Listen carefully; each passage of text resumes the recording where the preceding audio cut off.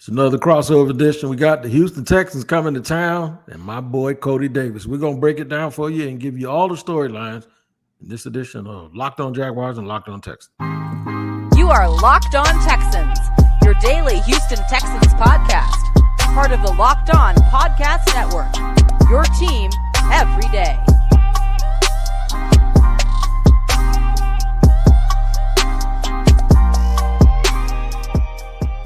People, welcome to another edition of Crossover Thursday here on Locked On Jaguars and Locked On Texans.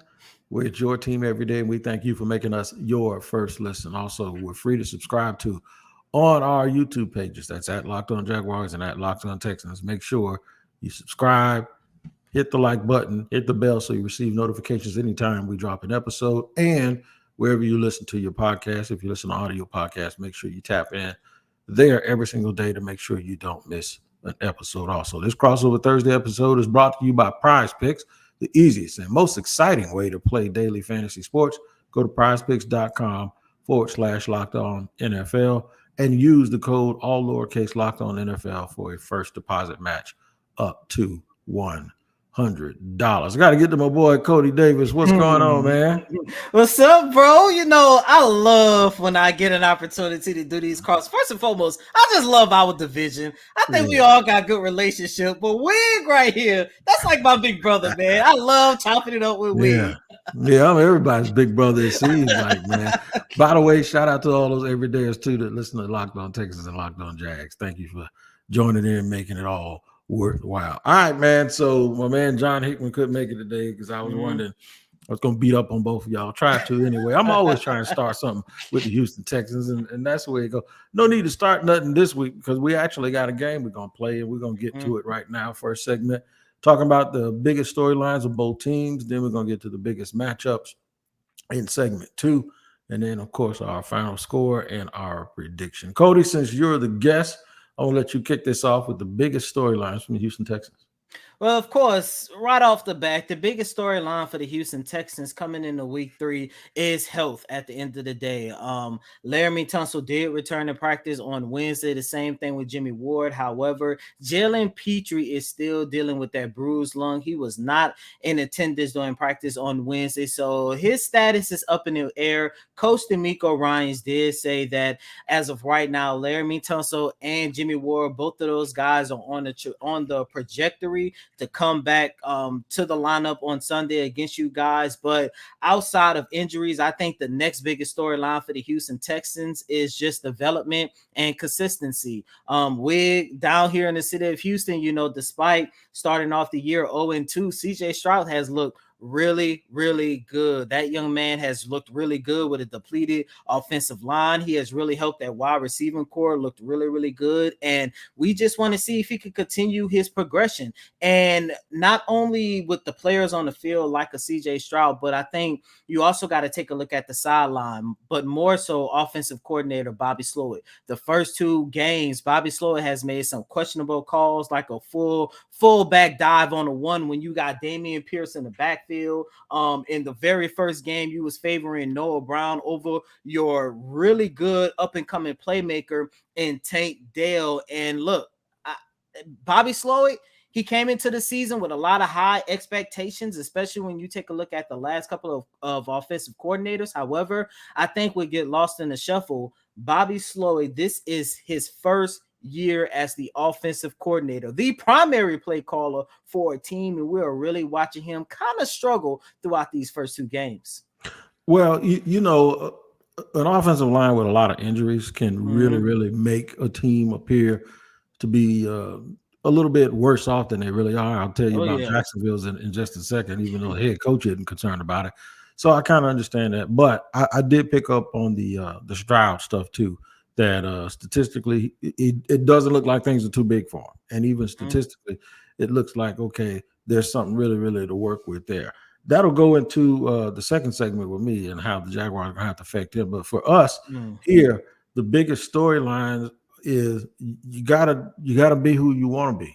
I mean, you can talk all day about what type of team you are, and the fans can feel good about the makeup of the team. But until you go out and have demonstrated performance, nobody's going to care. So the Jaguars were thought to be a team that could possibly have a top 5, top 6 offense in the league. They have not shown that the first 2 weeks. And a part of that is because you can't beat what you can't block. Now, they are 1-1, but it appears to me that they're struggling with the offensive line a little bit. And it's something that Doug Peterson basically said he don't have a problem with the offensive line. So from the outside looking in, it looks like they can't block them. Maybe from a coach's perspective, what he's seeing is just maybe one guy making the whole unit look bad, okay, and not having guys in the right place. Like, for instance, leaving Anton Harrison, a rookie at right tackle, a position that he did not play in college, and on passing down Chris Jones, the future Hall of Famer, is standing there looking at him, and you don't give him help 3 straight times. That's coaching, getting guys in the position that they need to be in order for this team to be successful. So we're looking for continuity, confidence in the offensive line, and an early start. They did not start early last year. It was even referenced that they looked last week the way that they looked against the Texans last year. They even talked about that game, and there were a lot of similarities. Like, it just took too long to get everything going. They were a little bit lethargic. They couldn't keep drives going. And they lost the game because Kirk missed it by like an inch last year on the goal line here in Jacksonville. So what we want to see is an early start, the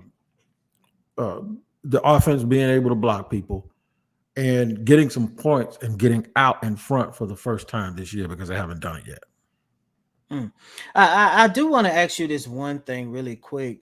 Biggest storyline when I look at Jacksonville, I do want to ask you, what has year 3 of Trevor Lawrence looked like? It hasn't started out great, but in true Trevor fashion, he's made 1 or 2 throws that make you say, "Oh my God!" He did it in week 1 where he threw a ball. I don't think there's 5 or 6 guys in the league that could have placed the ball where he placed it on a touchdown throw to Zay Jones, and he you can see the talent. It's just that I think it looks like a guy trying too hard to live up to all of that stuff. Trying to take the next step. And Doug Peterson even said it. He didn't use Trevor's name, with it. He didn't tag his name on it, but he said it looked like the team was everybody was just trying to make a play as opposed to just executing the offense. Just do things the way that you know how to do it. They were all trying to make a play, which means that's a good thing. You want your guys wanting to be the ones that make the plays that actually help the team win. But they got to trust each other. They have to trust their training, and they just have to do it within the flow of the offense. It's funny that you mentioned trust, because I agree with everything that you said when you was breaking down the Jacksonville Jaguars offensive line. And that's the same thing here. Of course, the biggest thing is injuries. But the one thing, I had an opportunity to talk to Josh Jones, had an opportunity to talk to George Fant, Kendrick Green, who was the laughing stock of the league when the Texans traded for him. And the one thing that they all say, because a lot of them are new and playing positions that they really haven't really excelled in throughout their career, they say continuity and chemistry is it's the 2 main things that they're trying to basically learn on the fly. And that's part of the reason why I believe going into week 3, CJ Stroud has been sacked like 11 times already. Yeah, man. And that's crazy that a guy can get hit that many times and get sacked that many times and still be able to play well. So that'll be a little bit of a segue into how I feel this game should go when we talk about what the biggest matchups are. So we'll get to that here in just a second, because I think the biggest matchup has to do with the Jaguars actually harassing the young man, Mr. Stroud, and we'll talk about that in segment 2. But first, I have to let you know about today's sponsor, who is Prize Picks, prizepicks.com. Or if you have the app on your phone, go to Prize Picks, go to that app. And I'm going to tell you something, man. It is the largest independently owned daily fantasy sports platform in North America. The easiest and the most exciting way to play daily fantasy sports is just you against the numbers instead of battling thousands of other players, including pros and sharks. You pick more than or less than on 2 to 6 players stat projections and watch the winnings roll in. Man, it's pretty easy once you get the hang of it. All you got to do is go to prizepicks.com or download the PrizePicks app. And then when you get there, go to prizepicks.com/LockedOnNFL and use the promo code LockedOnNFL, all one word in lower caps. Now, I'm going to repeat that again. Go to prizepicks.com/LockedOnNFL and use in all lower caps Locked On NFL for first deposit match of up to $100. Remember, it's prizepicks.com or download the Prize Picks app. I'm also going to let you guys know about Jace Medical. Right. That's what it is, man. Jace Medical. Look, we live in Houston as well as Jacksonville. We know we've had some storms come through sometimes. And if you don't have a package or all of the medications that you need when you need them, when you can't get to them, that could be a big of a problem. So Jace Medical provides something called the Jace case. And what that is 5 life-saving antibiotics for emergency use. All it takes to get a Jace case is fill out a simple online form, and in some cases, jump on a quick call with one of our board-certified physicians. Get outgoing care from our physicians on any treatment-related questions, doctor-created, doctor-recommended. So here's all you got to do. Save more than $360 by getting these life-saving antibiotics with Jace Medical, plus an additional $20 off by using my code LOCKEDON at checkout at jacemedical.com. That's Jace, Jase, medical.com. And we're running it down here on Locked On. I was going to say Locked On NFL. It is Locked On NFL, but it's also Locked On Texans, Locked On Jaguars. You once again the guest. We got to go over the biggest matchups of this game. Let it all hang out, man. Tell me where it's at, because I think it's going to end up bumping heads with what my biggest matchup is. Yeah, but I kind of want to look at this from a different perspective. And this kind of goes into some developments that we've been seeing down here in the city of Houston. And my biggest matchup for the Texans versus Jags game is the Texans wide receiving core versus the Jags secondary. And look, correct me if I'm wrong, but it seemed like Jacksonville has had some issues with their secondary to at least start the season. Am I correct? Or not this year? They've done real well. They've done really, really well. I think the perception coming in was that there was going to be a weakness, especially at the nickel spot. Yeah, I remember that. Yeah, but so far so good. We good. We good on that. No problem. Okay. And look, one of the biggest questions that a lot of people have had about the Houston Texans going into the season was the wide receiving core. However, when you take a look at the 3-headed monsters, I'm about to start calling them, and Nico Collins, Tank Dell, and Robert Woods, those 3 guys in the game against the Indianapolis Colts had 294 yards combined. Nico Collins had a career high for 147 yards. And I'm looking at that from a standpoint. The first 2 games of the season, the Texans surprisingly have not been able to establish the run. I know it had a lot to do with the offensive line. However, with CJ Stroud back there, literally wheeling and dealing, this wide receiving core, especially with the 3 guys that I just named, they have looked really good. And by the way, Nico Collins, 2 games in, I think he's ranked number 5 or 6 in the league. He has definitely taken the helm as wide receiver number 1. And you know what? It's kind of ironic because I started thinking that Nico can possibly be this team's number 1 wide receiver due to that catch that he caught on, I think it's Tyson Campbell, I want to say his name is. It was like and that was with Davis Mills. So I look at this from a standpoint. You know, if he's doing that against Davis Mills, you know, what he could do with CJ. Yeah. Okay, Mr. Nico Collins. Look, I get it. But I follow high school recruiting. So it's good to see a guy that may not have done in college what his 5-star talent said he would. But then you see him catching it now. And you see him, you know, getting there now. So that's good to see with Nico Collins. Too bad he played for the wrong team. I don't want him to play for y'all. I'm gonna play. That's gonna be a good matchup because Collins is a big kid. I think what is he, 6'4"? Yeah, 6'4". He's a big, tall kid who can really high point the ball. And Tyson Campbell, 6'1", and he's not a small corner. He's very, very athletic. So yeah, that will be an interesting matchup. But he has to get the ball first. So we'll go and talk about my big matchup. And our big matchup is the banged up offensive line that you have, even with Laramie Tunsil coming back.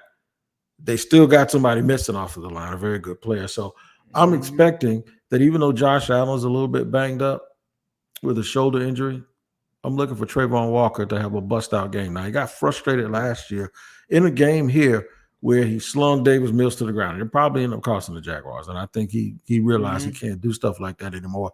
But the defensive line of Jacksonville has to pressure that young quarterback.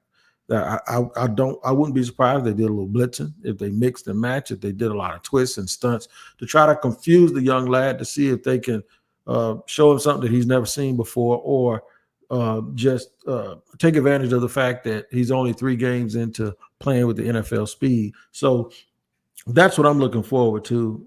Tunsil hasn't played this year, and they're still banged up on the offensive line.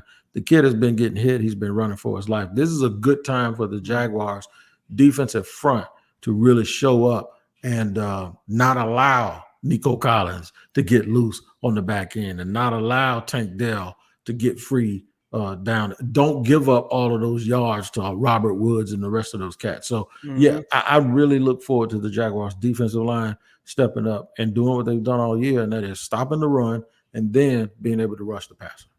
Another matchup that I'm looking at, and I don't have the numbers in front of me, but year 2 of Derek Stingley Jr. has been pretty quiet, but it's been good. And the one matchup that I'm looking at, Kelvin Ridley, a guy that, look, you can let me know how much better has the Jacksonville Jaguars offense looked compared to what we saw last year. Because I remember looking at Trevor Lawrence in those 2 games, and even in the playoff game that you guys won against the Los Angeles Chargers, I'm sitting thinking to myself, if he gets a true number 1 wide receiver, then I definitely believe the Jaguars can be on to something. And every single week, look, going back to training camp, Derek Stingley Jr. said that he, kept track of all the noise that's been going on in New York with Amal Sauce Gardner. And he believes that he can be up there to that level or even better. And the first 2 games, like I hate knowing I don't have the stats on me, but the first 2 games, Derek Stingley Jr. has looked really good playing under new head coach DeMeco Ryans. Calvin's been fine. He had a little off day the other day, but the whole offense was off, right? And you later found out that the Chiefs aggressively double teamed him. That's what they did. They double teamed him and they wanted somebody else to win. So, but he had a big game. He had almost 100 yards receiving in the first half of game 1.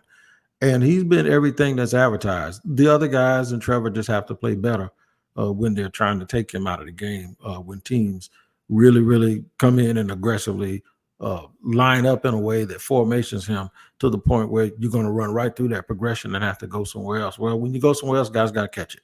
And Trevor has to throw it. But you have to be able to block in order to progress through those progressions. And last week, I thought Trevor was rushed because, quite frankly, the guys didn't do a good enough job. I think they're going to do a better job of that this week. And that's why I'm going to tell you right now, before we even get to that last segment, I'm picking the Jaguars to win. I guess we have to wait until segment 3 before I tell you exactly. So I like to give a little bonus. I like to say I was totally wrong last week. Right?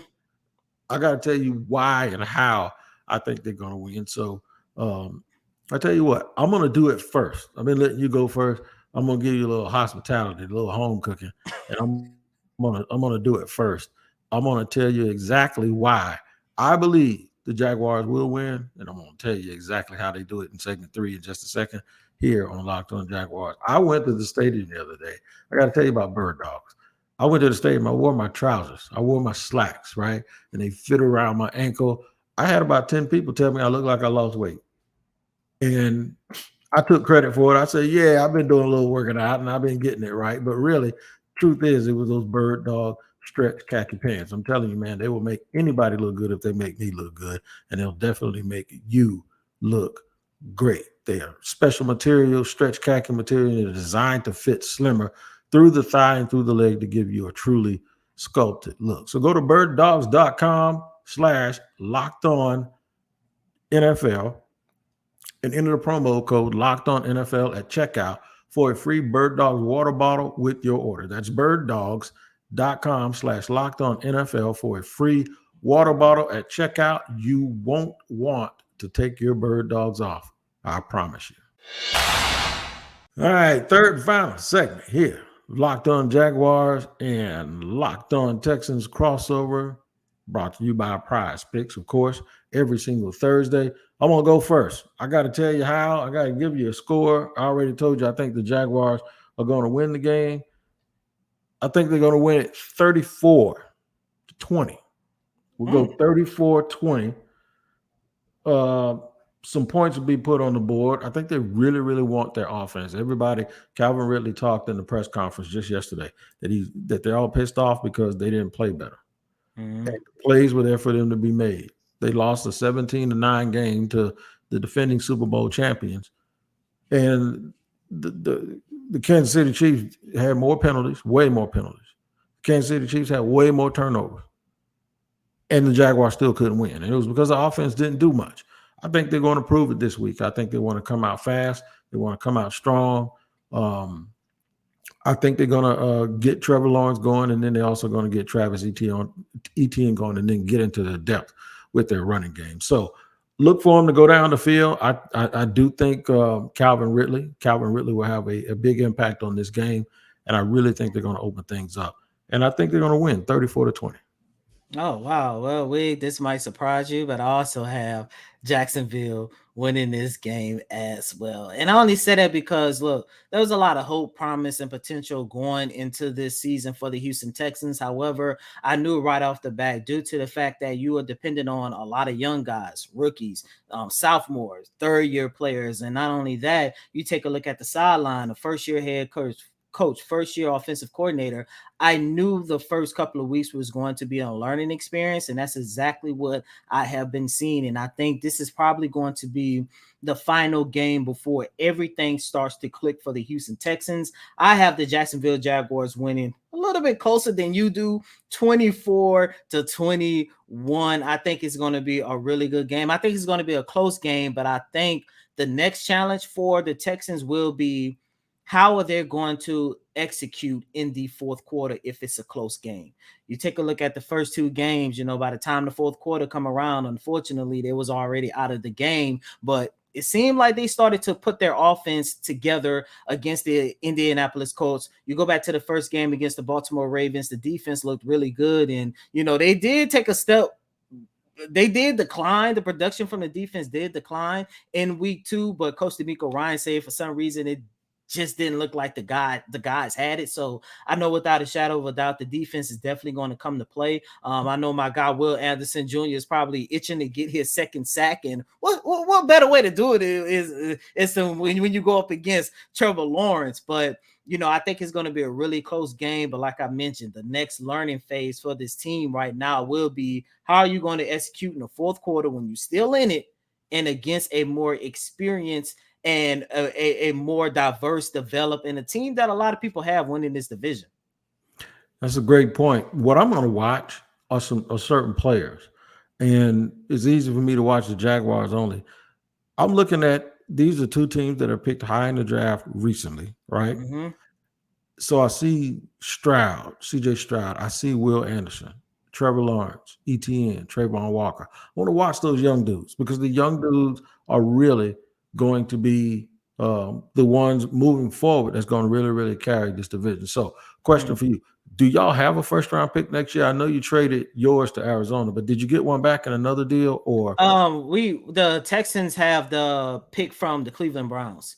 Okay. Mm-hmm. So we have the Browns pick. So that might still be a decent pick, Mm-hmm. So my question is there any resentment or any second thoughts about them trading the pick for Will Anderson now that the pick looks like it has a possibility of still being really, really high? Has he been good enough? Has CJ Stroud been good enough that nobody's thinking about the Williams kid out of USC? Well, they still have people that question it. However, since you asked me personally, if the draft was tomorrow and I was able to look into the future and see that the Texans have a possibility of starting the 2023 campaign 0-3, I'm still going to make that trade because Will Anderson Jr., look, as I mentioned, last week was just a down week for the Texans on the defensive side of the ball. But ever since I've been watching that young man dating all the way back to rookie minicamp, you can see the impact that he's having on that defensive line. And I'm looking at it from a standpoint, and I kind of started really seeing it during the joint practices against the Miami Dolphins to the point, if he's going to be one of those guys that's going to command so much attention, when he fully reaches his full potential, to the point it's going to allow his teammates to go in the backfield and get sacks, or go in the backfield and stop the run, or whatever the case might be. Like I watched that young man grow, develop, and everything, like I mentioned, since rookie minicamp, and the impact that he is already having on that defensive front is phenomenal. And I'm looking at that from a standpoint, if he continues this trajectory, he's going to be without a shadow of a doubt, a franchise cornerstone for the Houston Texans, the same way with CJ Stroud. Now, I know it's early, and I'm not about to sit here and say, CJ is the best rookie quarterback, better than Bryce Young, better than Anthony Richardson, which, by the way, the 2 drives that I saw Anthony Richardson play on Sunday, I was like, okay, if he stay healthy, he's going to be the real deal. Mm-hmm. But the thing about CJ, man, and then the thing I love, and it kind of goes hand in hand with everything that I just said about Will Anderson Jr., it's the fact that, one, he doesn't make the same mistake twice, and he continues to get better and better every single week. Another guy that I've been watching just about every day since rookie mini camp. And the one thing that I've enjoyed watching about CJ as of right now, he's one of those quarterbacks where whenever he reaches his full potential, you're going to say, you know what, the Houston Texans still have a chance to win this game. And I started realizing that going back to Sunday's game against the Indianapolis Colts. And I'm sitting there, look, I've covered the whole entire rebuild of the Houston Texans.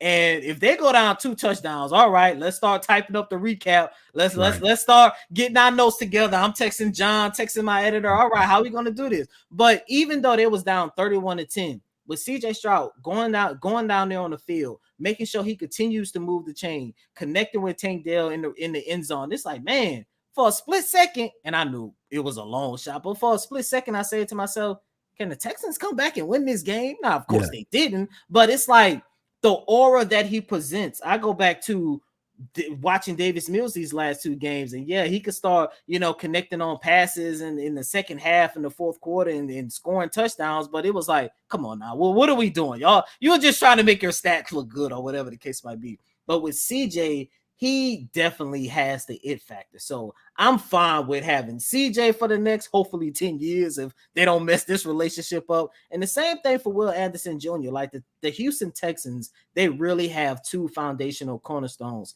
in both of those young men. All right, you gave me what I was asking for. I was looking for a good report on those young cats because, unfortunately, all of the teams, with the exception of the Titans, have been picking high, and we've been getting all of these young guys. So hopefully it turns into the AFC South not being the Mountain West of the NFL. But make sure you check out both of our podcasts as well as Locked On NFL. Make Locked On NFL your next watch. Every single day, there's a great podcast from guys from around the league, from all over the Locked On NFL network, and they give you comprehensive coverage that you cannot get anywhere else. So make sure you like and subscribe to that YouTube page as well, and listen wherever you get your podcast. It's been fun, as always. Yes, sir. Jaguars. We're going to whoop them, so I ain't worried about it. As long as they end up 0-3 and we end up 2-1, and I can talk a little bit of noise. But but wait till the next game, though. Wait till the next game. I'm talking trash. Okay. All right. Hopefully you don't have no trash. No reason to talk any trash. Tony Wiggins and my man Cody Davis, take care of each other, and we'll see you next time here on both Locked On Jaguars and Locked On Texans.